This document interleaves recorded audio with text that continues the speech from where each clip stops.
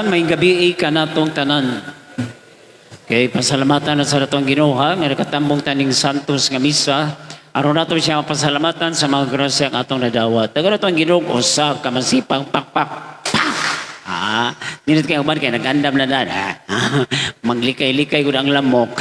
Hasta sa dato mga tumatanaw sa ilang mga balay online nga nagapadayon sa pagsunod sa atong kasaulugan Abutan kung kabantay mo karon tuiga gitawag na to o gisaulog ang 500 years of Christianity. Bot pasabot atong gihandom ang niaging 5 kagatos ka tuig sa pag-abot sa mga Espanyol para sa pagtisok sa gitawag na to pagtuo sa atong kasing-kasing isip mga misyonero Ato silang gihandom nagpasalamat ang mga katsila nga ri kay walang ta motubo sa atong pagtuo nitubo sa atong mga ilong kay naliwat man ta nila ni samot kagwapo ni gwapo tagamay undang uban nagpabilin gyapon ilang mga ilong gayaka pero man ato silang gihandom bisan dinhi sa atong lugar sa Pasil atong gihandom kinsa man tong unang mga misyonero kay numdum pa mo nila sila si Padre Diana si Padre Jaime atong uban nangamatay na gani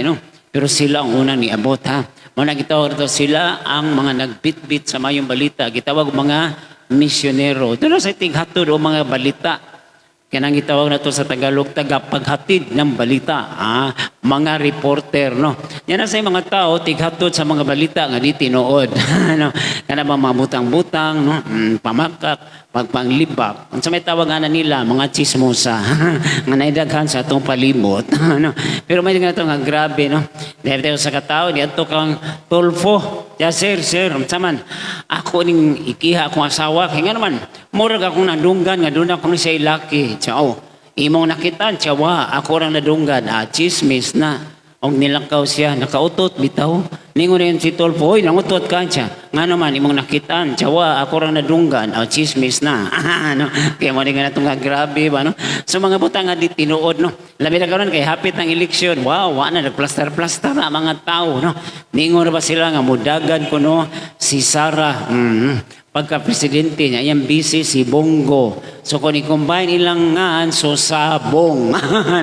Yung mudagan sa si Bongbong Marcos, Yung iyang vice-presidente si Gwen Garcia. So kung sumpay ilang Bongbong o Garcia, so may mong bongga.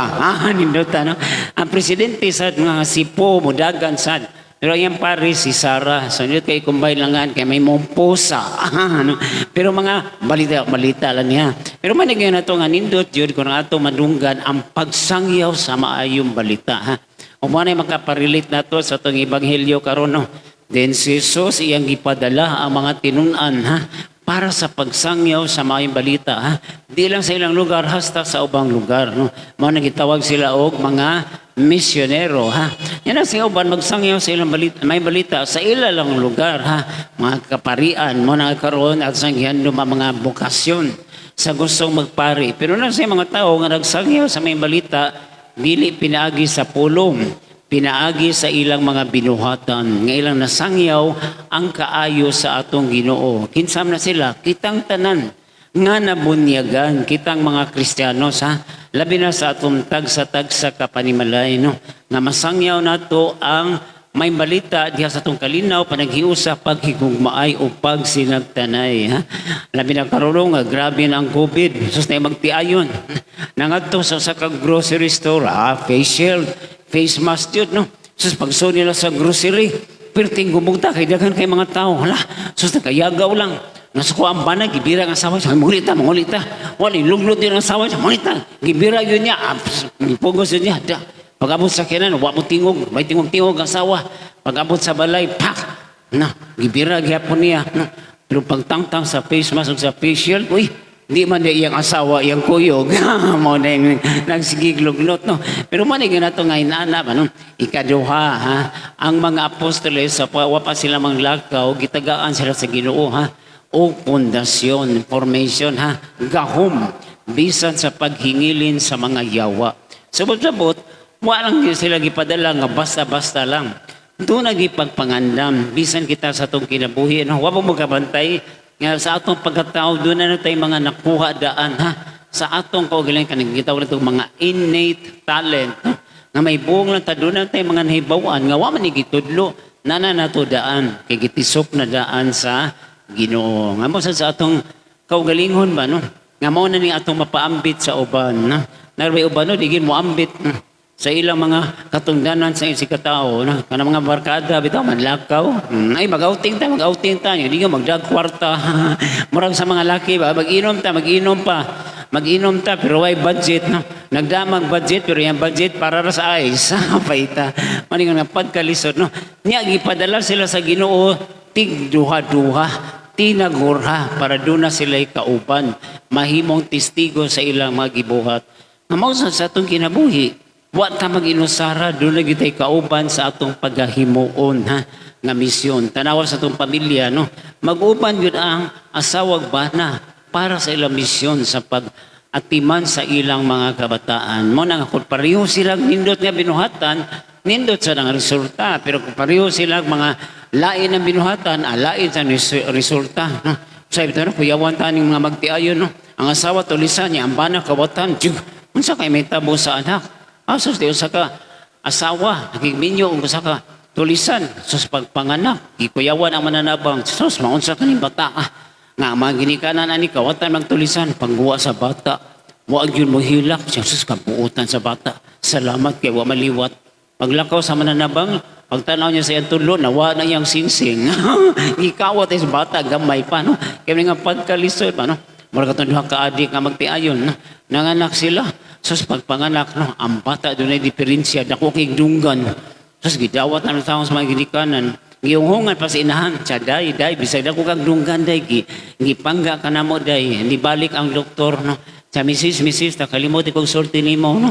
Gawas ng imong anak na kong dunggan, ang imong pa yung anak bungol, ha? Paita. Maunig yun nga, pagtilag-tila, ha? Mau na nga nindot tayo nga sa itong kinabuhi, ato ning handumon. Ikaupat, sa ang Ginoo, naghatag na to sa mga butang, nga mayroon tampo nga, iya gitang tabangan sa kanunay, ha? Mawitaw na nga ang Ginoo, dili kita niya pasagdan, ha? Kanunay siyang magauban, ha? Hangtod sa katapusan. Mo na nga sa itong kilabuhi, di unta taangay mahingawa, no? Mo na nga itong mga kabataan, kung naadya nga itong itabangan, di unta sila mahingawa, no? Kaya ito din silang inubanan, no? Mo na nga karon, dili lang sa bokasyon sa pagkapari, ha?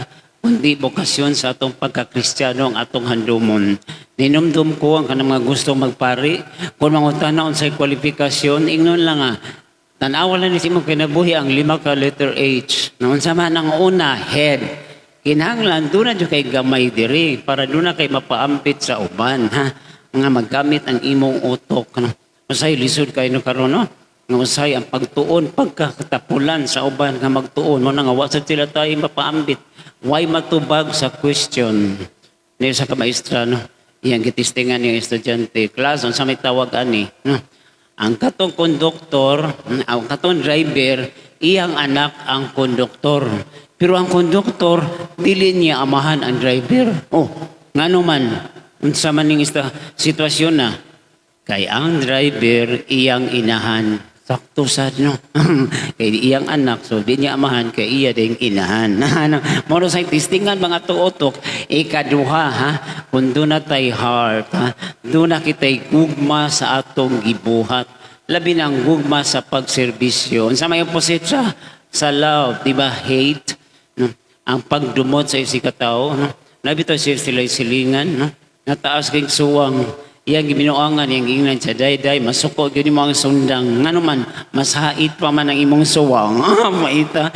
Gibugal-bugalan. No? Pero may nga nga grabe. No? Yung sunod nga H, sa man, hands. Simbolo nga kita andam sa paglihok, sa pag-alagad, ha? Sa paghimo og mga initiative para sa ikaayo sa upan. O mo na nagkanindot sa atong kinabuhi nga kita mantigo sa tagaan mo tagtalento sa Ginoo. Nagsangka ang Hapon, Amerikano ug ang Pinoy kinsay kinaisugan nga iro. Nagsangka ang Hapon ug ang Amerikano, patay ang Hapon. Daog Amerikano karon, Amerikano ug Pinoy. Amo daog ani mo na champion. Pag pinakay sa mga iro, patay ang Amerikano, daog ang Pinoy. Giduol na yun. Brad, giunsam ni Brad nga isog man kayo na iro. Siya lang sabas sa uban, kaya actually, dili man ni siya iro. Unsam na, Leon, man na ako lang itupihan na. Kaya man nga mo na ang skills. Nya sunod nga age, sa man health. Nga kinanglan ng atong health, ego gyud nga magkaserbisyo sa uban. Kay kung kita sa misyonero sa atong panimalay, kung permita magluya, dito makaalagad sa atong mga kabataan. Mabta na maminaw tas mga doktor kung tambagan ta. No? Dahil sa doktor, gina niya pasyente, ikaw, mukhaon dyan ka permi prutas, aron doon na kay vitamin C. Nya mas nindot nga imong kanon og apil ang panit, no. Sama sa bayabas kay nasa panit ang vitamins, sama sa mansanas, no. Og naguol siya kay ngano man unsa di imong paborito nga prutas, itsa lubi. Sige kana angkod ko kana di ang bagol. Pero man nga nato nga grabe ha. Finally letter H, home. Nga sa atong panimalay, makit-an jud ang kalinaw. Ang panimalay nga malinaw, malinawon sa ang pagadulngan, hasta ang pagabuhaton sa usa-usa. Sa bitaw noon, pa nag-asawa, di magkaduol, no? Manang makit-an na to nga usahay, grabe, no? Ang panag-away, usahay, murag natural na lang. Na usa ka kumpare, no?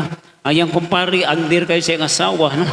Away-awayon ng taon pirmi, pero usa ka gabi na nadunggan siyang kumpare nga iyang kumpare di siyagit yun nakikaway sa iyang misis so wakay nanang salbahis ka no? Wakay silbi nga pag-asawa layas diri di siyagit yun pagkaugma gina siya siyang kumpare pre bilipin mo gabi kay nangisog ng diyog ka ha mao lagi nag-away mo sa imong misis gabi siya waoy waman siya diha gabi oh misyagit malagi ka siya practice raman to paita pero mo na sa Ginoo nga ang atong kalinaw ang atong maayong binuhatan makaapektar gyud ha sa atong mga katuyuan mo nga sa itong kinabuhi mo nito paningkamutan ha kitang tanan gitagaan sa Ginoo grasya ha aron kita magmalinaw o magmalampuson sa atong gibuhaton importante nga mamati kita siyang pulong ug atong sundon ang mga binuhatan nga mao ang paghibo og mga maayo alang sa atong isikataw.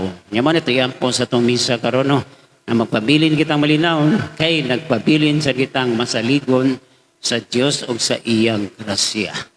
Amen. Palihog manindog.